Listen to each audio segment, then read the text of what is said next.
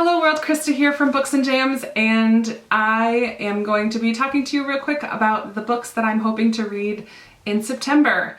It is September, yay, I'm very excited. I love the fall and everything about the fall. Hoodies and campfires and hot cocoa and changing leaves and beautiful scenery. I love it, I love it, I love it. So tell me below, what is your favorite thing about the fall? I would love to hear from you. And if you have a different favorite season, tell me why you like that one better than the fall. This month I have 5 books that I'm hoping to read, at least 5, for the challenges that I have with my group of friends here. We have a Facebook group where we pick challenges for each month, and these are the books that I've chosen for our challenges for September. So the first challenge is to read a book by a new author, an author that you have not read before.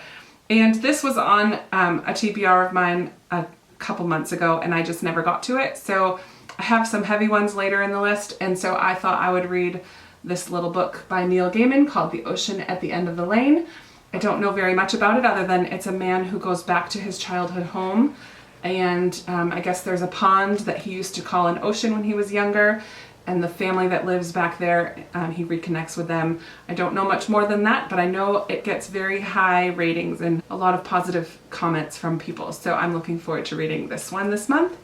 Another one of our challenges is to read a book that is about 9/11, September 11, and the terrorist attacks on the Twin Towers in some way. And so for that, I have chosen to read Extremely Loud and Incredibly Close by Safran Foer. It's about a boy, I believe, who finds a key that belonged to his father who was killed in the terrorist attacks, and he is trying to figure out what this key goes to. What door does it open?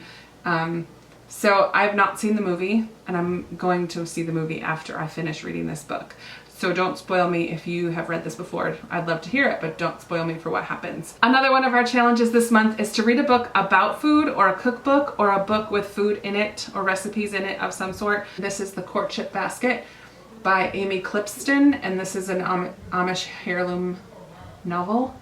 And I just hauled this recently, so if you saw that, you will know that I just hauled this. This is about a girl named Rachel who is Amish, and the man that she has loved for years decides to start dating her best friend. So she's heartbroken.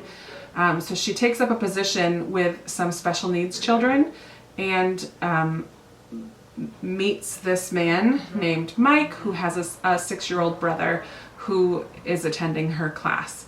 And Mike's parents, once she finds out that their parents were killed or something, they're not in the picture. I don't know how.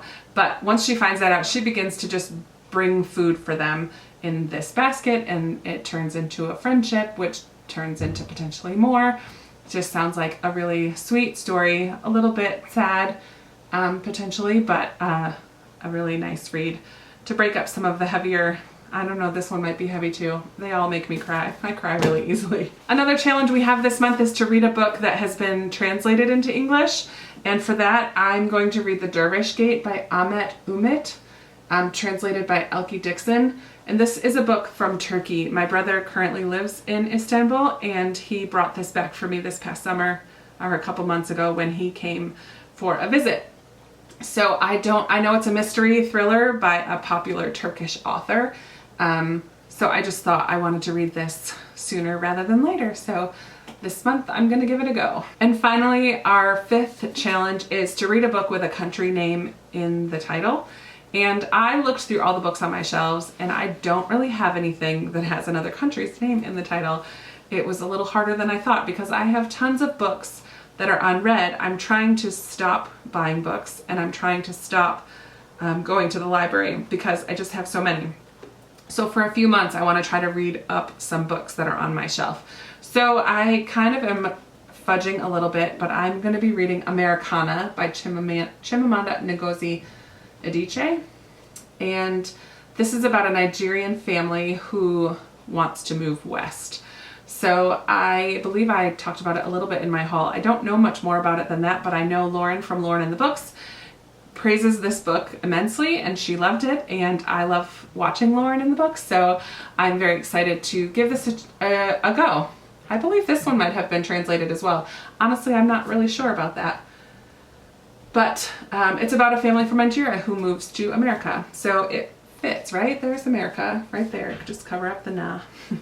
And it's in there. But that is my 5th book that I'm reading this month. I have a couple others that I'm gonna hopefully get to this month. I did not read a nonfiction book in August, and I try to read one every month. So I was hoping to read The Life-Changing Magic of Tidying Up last month, and I didn't get to it. So I'm adding it to my TBR again for this month because I really would like to read this book. The final book that I'm putting on my TBR is one that comes out in a movie tomorrow, and I really want to go see it right away, but I'm not going to see the movie till I read the book, and that is The Light Between Oceans by M.L. Stedman. This is about a lighthouse keeper and his wife who find a baby, and then the baby's birth mother comes into the picture, and it just looks like a beautiful love story and very sad, and I don't really know much more than that. The preview really makes me cry, so I know the book is going to make me cry as well, and I've heard that this is just a beautiful story. A couple of my friends have read it and really loved it. So I'm hoping to get to this one as well this month. It might actually be near the top of my TBR, even though it doesn't fit one of my challenges. I'm still gonna probably read it. But that is it for what I'm hoping to read in September. Not too bad. I don't have too many trips planned this month, so I should have some time. I'm looking forward to getting back into a routine for the fall, and I am looking forward to continuing to talk with you. So please let me know below if you have some exciting books that you're hoping to read this month. I would love to hear what the top of your TBR is for this month. And I'll be talking to you again soon. Bye!